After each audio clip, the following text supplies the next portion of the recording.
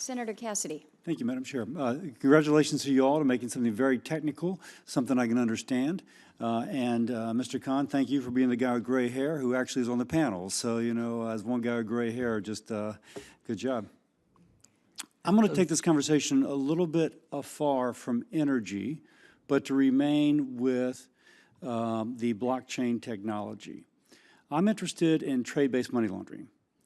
Now, trade-based money laundering ideally would be combated by having the people on both sides of the transaction.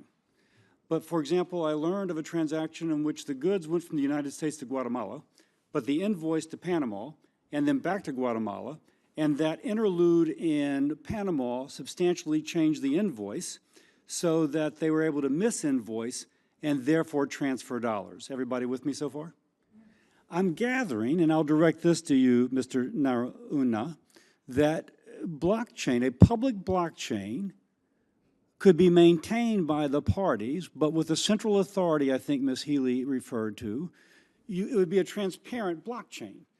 People could be looking at it, a central authority, to make sure it wasn't changing between Panama and Guatemala, and you could trace this transaction throughout. Ideally, of course, to combat misinvoicing. Is that a correct assumption?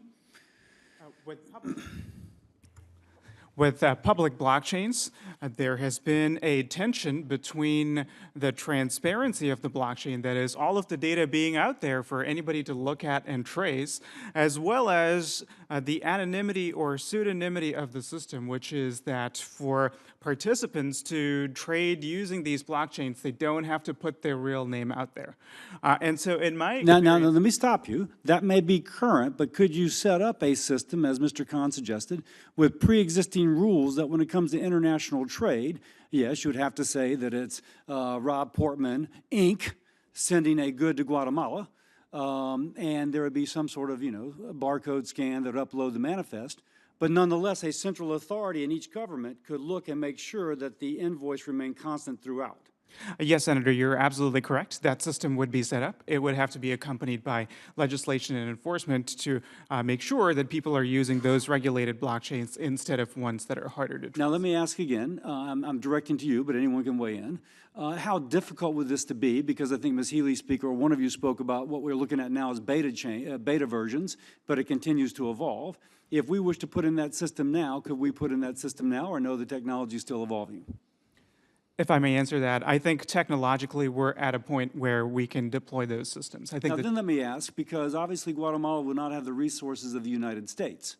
But is it possible to cloud-base this so that we would, if you will, distribute, the U.S. could distribute the system to our trading partners, and they could, and they could have authority, they'd absolutely have to have authority, but nonetheless they could participate in this fashion? Senator, I think that's the challenging part, which is not the technology side of things, which is, but instead, how do we interface with our partners? How do we get everybody on the same table? I'm not the expert to speak about that, but what I will say is that the technology is not the hard part. It's all of these other things. Ms. Healy? Just to add, I think one of the great innovations of Bitcoin was creating an incentive structure that aligned everybody's incentives around reinforcing the security of the system. And so while it's possible to create a structure in an application that you're describing, that you'd have to essentially mandate or control or regulate every step of the way and ensure everybody's acting correctly.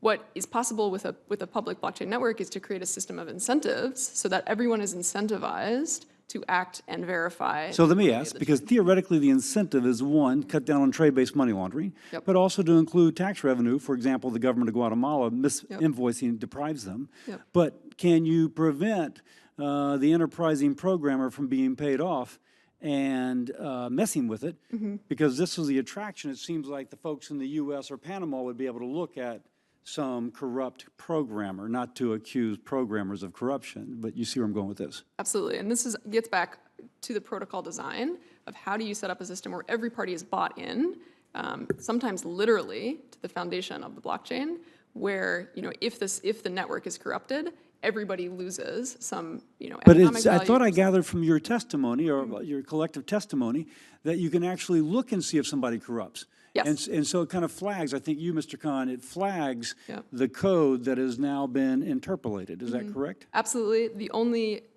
question there is around endpoint security. So how can you guarantee that the physical actions are being reflected in the digital ledger? And that's where you want to create a system of incentives. So the physical actions, each person is incentivized to contribute to the robustness of the network. I'm over time. Thank you all. Very stimulating.